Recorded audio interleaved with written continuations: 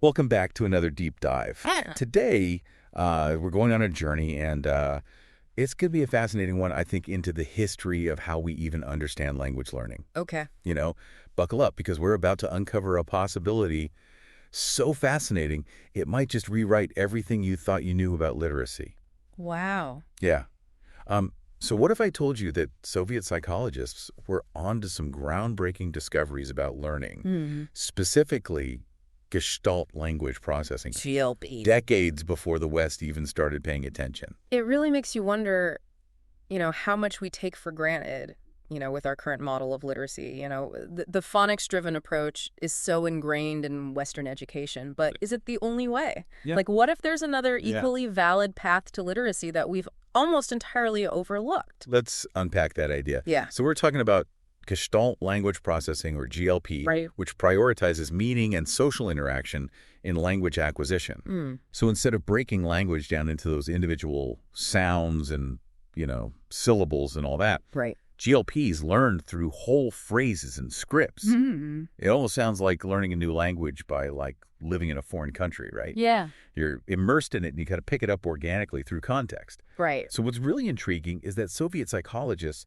may have been observing and documenting this decades before it even appeared on the Western radar. Yeah, that's right. Really? You see, the Soviet approach to psychology was built on a very different foundation compared to the prevailing Western model. Okay. While the West was, and in many ways still is, focused on individual achievement and, breaking down learning into these measurable skills. Yeah. Soviet psychologists, they were heavily influenced by thinkers like Marx, viewed learning as a deeply social and cultural process. Interesting. They didn't just look at the individual, they considered the entire context Oh, wow. in which learning takes place. So how did that difference in perspective shape their understanding of language? Okay. Especially for those who learn differently. Well, their research really emphasized the crucial role of social interaction, Okay. cultural context, and active engagement with the world. This led them to observe patterns of language learning that align remarkably well with what we now call GLP. Okay. And here's the key difference. What's that? They didn't pathologize these patterns. Interesting. They didn't see them as deficits to be corrected. They saw them as simply another valid way of learning. That's a huge shift in thinking. Yeah. To see these different ways of learning not as problems, but as variations, as strengths even. Right. It makes you wonder how many learners were left behind simply because their process looked different. Absolutely. And this is where the work of giants like Vygotsky, Luria, and Leontiev becomes so important. Right. They were pioneers in observing children who learn language, not through that rigid step-by-step phonics approach, Yeah. but through these holistic, meaning-driven processes. And these weren't isolated cases either. Okay. They were observing patterns across different contexts and learners. This wasn't just a fluke. Right. This was a different understanding of learning altogether. Okay, let's dive into Vygotsky's work. Okay. He's probably most well known for his concepts of the zone of proximal development, or ZPD, Yes. which basically describes that sweet spot where learning happens best, Yeah. with a little guidance from someone more knowledgeable. But there's more to it than just scaffolding. There's a lot more to it than just scaffolding. Okay. Vygotsky's ZPD emphasized how crucial social interaction is for all learning. He argued that true learning happens within this zone, Okay. where a learner with proper guidance can grasp concepts and skills that they wouldn't be able to on their own. Right. This wasn't just about providing support, it was about recognizing the power of social interaction Yeah. in shaping our understanding of the world. So how does this idea of the ZPD as a social space actually connect to GLP? How does that play out in real life? Well, think about how GLPs acquire language. Good. They don't start with sounding out individual letters or syllables. Yeah. They absorb whole phrases and scripts from their environment, from those around them. Okay. They gradually internalize these patterns through social interaction, through conversations, through shared experiences. Right. It's learning through immersion and context, through being a part of a language-rich environment. Okay. And it perfectly illustrates how social interaction drives cognitive development within that ZPD.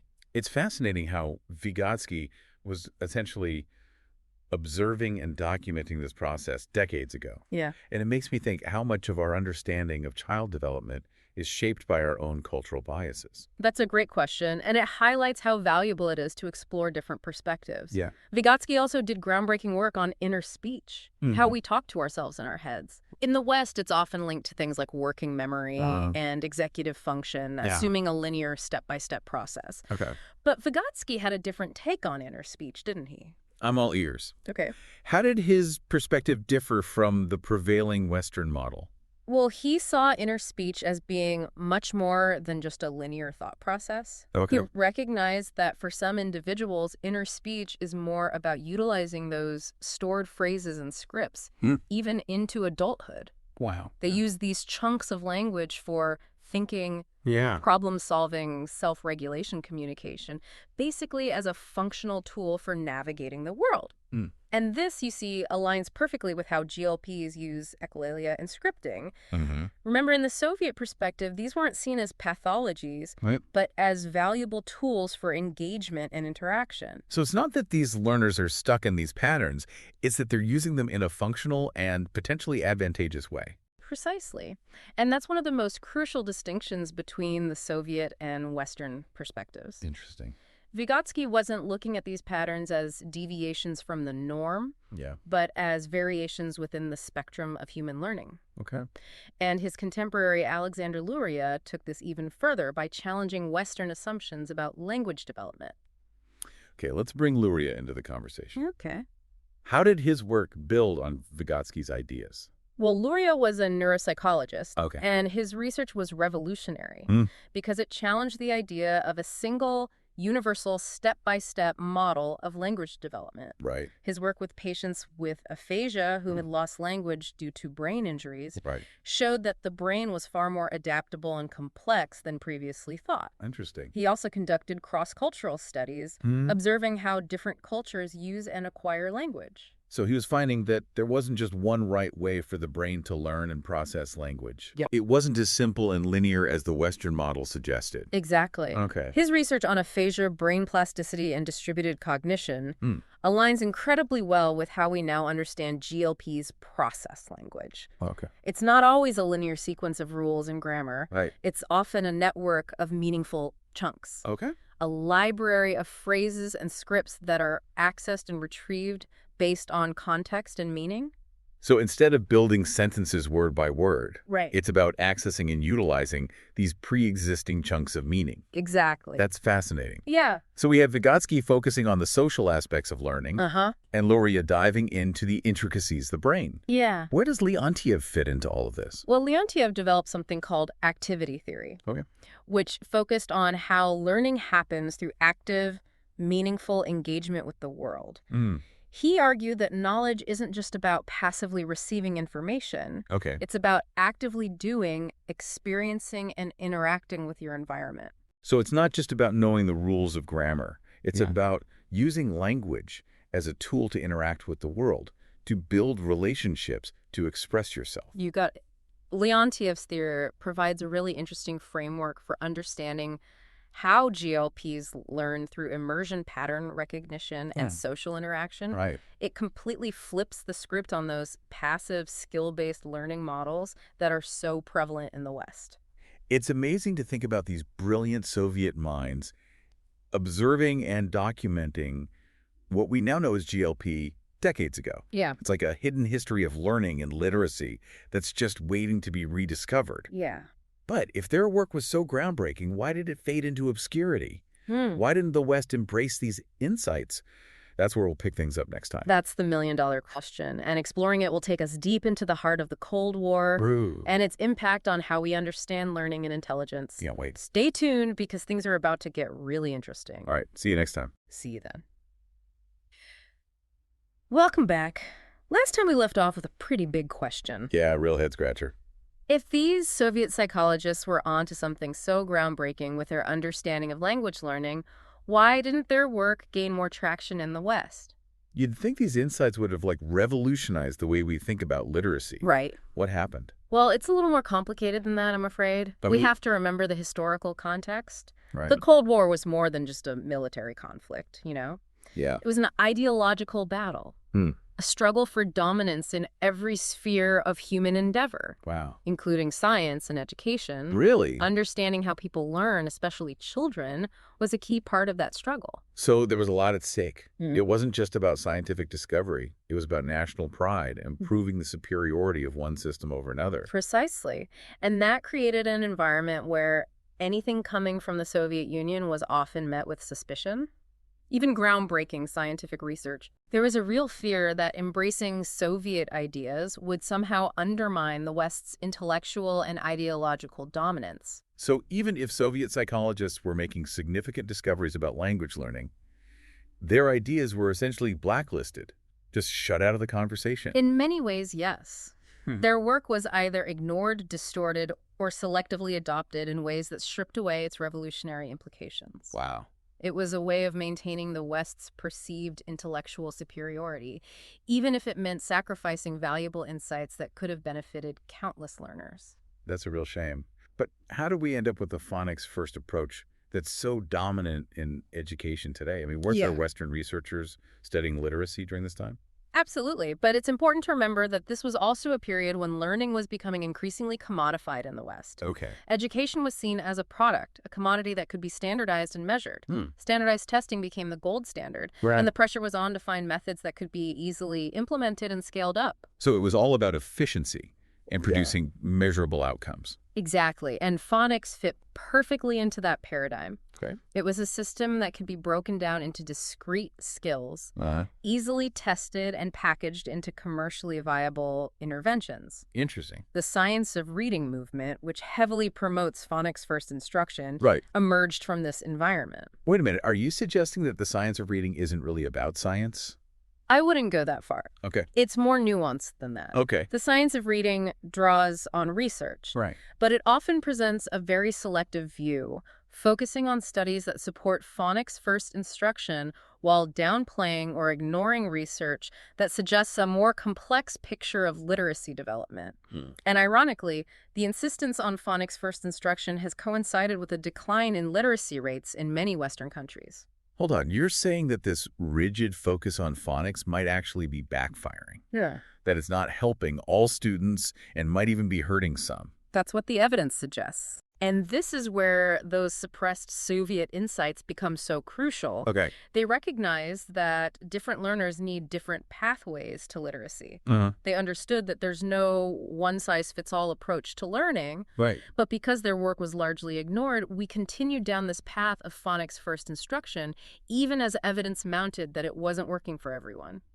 It's a bit unsettling to think that our current approach to literacy might be based on a limited and perhaps even distorted understanding of how language is actually learned. Yeah. It makes you wonder how many students have struggled unnecessarily because their learning style didn't fit the mold. It's a sobering thought, and it highlights the importance of rediscovering these lost perspectives. Yeah. Because by understanding how Soviet psychologists viewed these different patterns of language learning, we can start to challenge those ingrained biases and create a more inclusive approach to literacy that truly benefits all learners. Okay, this is all fascinating, but I have to ask, what does it mean for us today? We've uncovered this hidden history, but how can we use it to help GLPs and create a more inclusive approach to literacy? How do we translate these insights into action? That's the crucial question. I think it starts with recognizing that there's no one-size-fits-all solution to literacy. We need to move away from this rigid adherence to a single approach and embrace the diversity of human learning. So we need to be more flexible, more willing to try different approaches to tailor instruction to the individual learner. That sounds great in theory, but how do we actually do that in a classroom setting? It's definitely a shift in mindset. And it might require some rethinking of our current educational practices. But it's not as daunting as it might seem. One of the biggest takeaways from those Soviet insights is the importance of moving away from a purely skills-based approach to a more meaning-centered one. So less about drilling phonics in isolation and more about using language in a meaningful way. Less about worksheets and flashcards, and more about real-world application and communication. Exactly. Remember how Vygotsky and Leontiev emphasized the importance of social interaction and active engagement? GLPs often learn best through immersion pattern recognition and social interaction. They need to experience language as a tool for communication, not just a set of rules to be memorized. That makes sense. It's like learning a new language by traveling to a country where it's spoken Hey. rather than just studying it from a textbook. Right. You pick it up through context, through interacting with people, Right. through living the language. You've got it. And that's the kind of environment we need to create for GLPs. Okay. Read aloud to them, Wow. engage them in conversations about their interests, Yeah. use visual supports and real-world objects to make language tangible. So it's about making language come alive, Yeah. about creating a rich sensory experience that engages them on multiple levels. Precisely. And this applies to literacy instruction as well. Okay. While phonics can be a useful tool for some GLPs, it shouldn't be the be-all and end-all. We need to explore alternative approaches that leverage their strength in visual processing and holistic understanding. So things like whole language instruction, Yeah. which emphasizes meaning and context, Right. or visual strategies that help them see the patterns and connections within language. Exactly. It's about offering multiple pathways to literacy. Yeah. Recognizing that what works for one learner might not work for another. Right. And this is where the Soviet emphasis on experimentation and adaptability becomes really important. Yeah. They weren't afraid to try different approaches to find what worked best for each individual learner. Okay. We need to rediscover that spirit of innovation and flexibility in our own approach to literacy education. Sounds like a pretty radical departure from the standardized testing culture that dominates so much of education today. Are we ready for that kind of shift? It's definitely a paradigm shift, Yeah. moving away from this one-size-fits-all mentality and embracing the diversity of human cognition. Right. But I think we have to be. Okay. The stakes are too high. We're not just talking about test scores. We're talking about the lives and futures of countless children. I'm with you on that. Mm. We can't keep clinging to a system that's failing so many learners. But let's not forget about speech therapy. Right. How can we apply these insights to help GLPs who might be struggling with communication? This is where those Soviet observations about echolalia and scripting become really important. Okay. Instead of viewing these as behaviors that need to be eliminated, we need to try to understand their function, their purpose. Okay. We need to see them not as deficits, but as adaptations. You're saying that echolalia and scripting can actually be helpful. I think a lot of parents and educators would find that surprising. It might seem counterintuitive. Yeah. But remember, Vygotsky saw echolalia and scripting as tools for thinking, for processing information, Right. for regulating emotions, and even for expressing oneself creatively. Wow.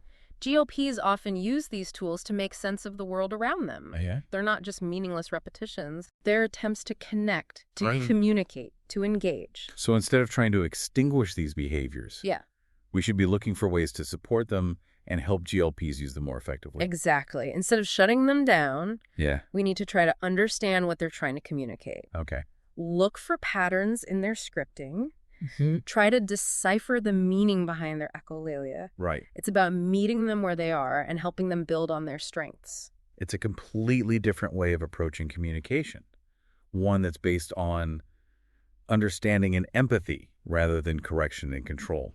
And Yeah. it makes me think about all the GLPs who've been misunderstood and mislabeled because their communication style didn't fit the normal mold. That's a really important point, and it speaks to the need to reclaim this history, Yeah. to bring these alternative perspectives into the mainstream. Because by understanding how Soviet psychologists viewed these atypical patterns of language learning, we can start to challenge those ingrained biases and create a more inclusive approach to communication.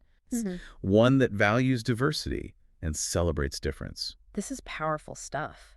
It's inspiring to think about the possibilities, but it's also a little daunting. Right. We're talking about changing deeply ingrained systems and beliefs about how we teach and learn. It's a big challenge, no doubt. But I believe it's a challenge worth taking on. The potential benefits for GLPs are enormous. Just imagine a world where their unique ways of learning and communicating are not only accepted, but celebrated. That's a world worth fighting for. But where do we even begin? It feels overwhelming to think about dismantling these entrenched systems. You're right, it's a big undertaking. But I think it starts with education.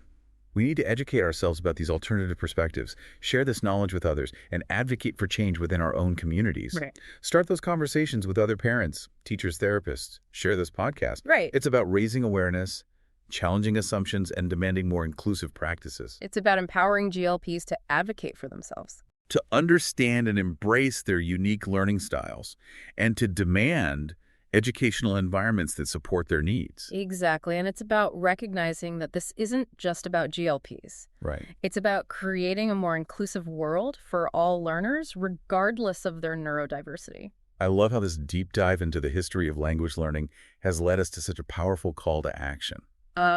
And I have a feeling we're just scratching the surface. We've uncovered a lot of fascinating material, Yeah. and it's given us a whole new perspective on learning and literacy. Right. But it's just the beginning. There's so much more to explore, so much more to learn. Well, deep divers, we've covered a lot of ground today. We've delved into the history of language learning, uncovered a hidden world of Soviet research, and explored the implications for GLPs and literacy education. We've challenged some long-held assumptions and hopefully sparked some new ideas. But this isn't the end of our journey. Right. In fact, it's just the beginning. Okay. Next time, we'll shift gears and envision what a truly inclusive approach to literacy could look like in practice. We'll explore the possibilities, the challenges, and the potential for creating a world where all learners can thrive. Sounds like a plan. I think so. Stay tuned, deep divers. Yeah. We're just getting warmed up. Yeah. Welcome back, deep divers. We've been on quite a journey, haven't we? From the hidden history of Soviet research on Gestalt language processing to the challenges of our current education system. I mean, we've covered a lot of ground. We have. But now I'm excited to shift gears and explore something truly inspiring. I agree. After all that deep analysis, it's time to put on our creative hats and really envision what a truly inclusive approach to literacy could look like in practice. Let's imagine we've taken all those incredible Soviet insights to heart. What would be different? Paint me a picture of a classroom where GLPs can thrive. Well, for starters, the classroom itself would feel completely different instead of those rows of desks. Yeah. And a teacher lecturing at the front. Imagine a dynamic and interactive space that buzzes with exploration and discovery. I love it. So less like a factory for standardized test scores and more like a vibrant learning lab. What else would be different? Okay, picture this. The classroom is filled with natural light streaming through large windows. Okay. There are these comfortable seating areas, for reading and conversation. Yeah. There are hands-on learning stations where students can experiment with different materials and concepts. Children are moving around freely, talking to each other, collaborating on projects, and most importantly, learning through play. It sounds so inviting. It's amazing to think about how the physical space itself can impact learning. It sounds like we're talking about creating an environment that feels welcoming and stimulating, especially for GLPs who often thrive in sensory-rich environments. That's exactly right. It's about creating a space where learning is a joyful and engaging experience for everyone. I love that. Yeah. And the curriculum would be just as dynamic as the physical space. Of course. So instead of drilling isolated skills or memorizing facts from a textbook, imagine a curriculum that's built around exploring themes, making connections, and engaging in projects that ignite curiosity and passion. Yeah. So it's less about following a rigid one-size-fits-all curriculum and more about allowing students to follow their interests and explore topics that are meaningful to them. Precisely. In this reimagined world of literacy, we're embracing different learning styles and allowing students to progress at their own pace. We're recognizing that everyone has their own unique path to learning. This is starting to sound like a dream come true for GLPs who often excel in creative, hands-on learning environments. But what about assessment? Oh, right. How do we measure progress in a system that values individual learning journeys? Assessment would look radically different, too. Instead of relying solely on standardized tests that measure such a narrow range of skills, Right. imagine a system that values observation, documentation, and personalized feedback. Teachers would observe students in action, document their progress through portfolios and projects, and provide individualized feedback that celebrates their growth and encourages further exploration. It sounds like we're talking about a much more holistic and individualized approach to assessment, one that values the process of learning as much as the product. Exactly. It's about recognizing that learning is a journey, not a destination. And it's about celebrating the diversity of those journeys. Yeah, but it's not just about changing the physical space in the curriculum, is it? No, it's not. It's also about shifting our mindset as educators and as a society. It is. What do you mean? What kind of mindset shift are we talking about? It's about embracing neurodiversity. It's about recognizing that there's no one right way to learn or communicate.